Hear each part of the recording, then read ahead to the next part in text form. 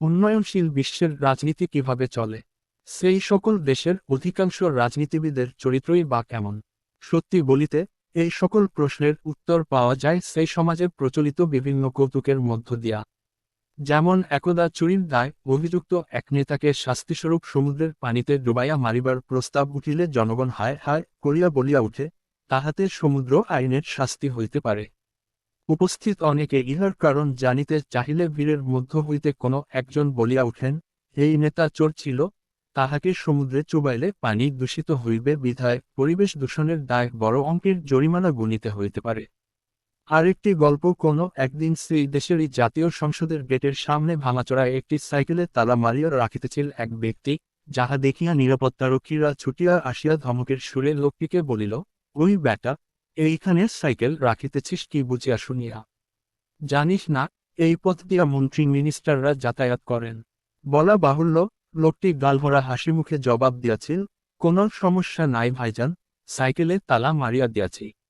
যে সমাজের এহেন দশা, সেইখানে আসলে কি এমন ঘটে যে, যাহার কারণে রাজনীতিবিদদের সম্পর্কে জনমনে এইরূপ ধারণা ঢুকিয়া যায়? ইহার কারণ জানা যায় অন্য একটি কৌতুকে। কৌতুকটি এমন যে, এক দেশের অর্থমন্ত্রী প্রথম দিন মন্ত্রণালয়ে আসিয়া দেখিলেন, তাহার টেবিলের উপর পূর্বের অর্থমন্ত্রী একটি চিরকুট আর 3টি খাম রাখিয়া গিয়াছেন। চিরকুটে লেখা রহিয়াছে, যখনই কোনো সমস্যা হইবে, একটি করিয়া খাম খুলিবেন এবং তাহাতে যাহা নির্দেশ দেওয়া আছে, তাহা পালন করিতে থাকিবেন। ইহাতে নিমেষেই মুশকিল আসান হইয়া যাইবে। প্রথম বছরেই দেখা গেল ভয়াবহ অর্থসংকটে পড়িলেন মন্ত্রী, কিছুতেই বাজেট মিলিতেছে না। শেষমেশ একটি খাম খুলিলেন, যাহাতে লেখা ছিল, পূর্বের সরকারকে ইচ্ছামতো গালি দিন। যেই কথা সেই কাজ, তিনি তাহাই করিলেন। কি আশ্চর্যের ব্যাপার, সঙ্গে সঙ্গে ঝামেলা মিটিয়া গেল। পরের 2 বছরে বাজেট লইয়া একইভাবে ঝামেলায় পড়িলে খুলিলেন দ্বিতীয় খামটি, যাহাতে লেখা, পূর্বের সরকারের সকল পরিকল্পনা বাতিল করিয়া দিন।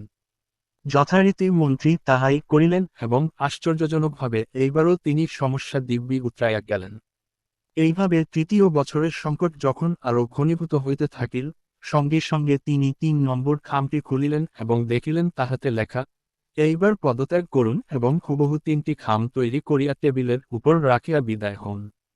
প্রকৃতপক্ষে কতিপয় উন্নয়নশীল দেশে যেন এইরূপ অবস্থায় পরিলক্ষিত হইয়া থাকে। সেইখানে এক চোর বিদায় নেয়, তো আরেক চোরের উদয় ঘটে। তাহারা জনগণের উপকার করিতে আসিয়া কেবল পূর্বের সরকারের আমলনামার ফেরিস্তি লইয়াই পড়িয়া থাকে। পূর্বের সরকার কি কি অপকর্ম করিয়াছে, কোথা হইতে কত টাকা পকেট পুরিয়াছে, কেবল সেই সকল হিসাব নিকাশি চলিতে থাকে। অথচ তিনিও সেই পূর্বেকার নেতার মতোই প্রতিশ্রুতির বাণী দিয়া চেয়ারে বসেন এবং ইহার পর ভুলিয়া যান নিজের দায়দায়িত্বের কথা। ইহাই উন্নয়নশীল দেশের রাজনীতির নিয়মিত চেহারা।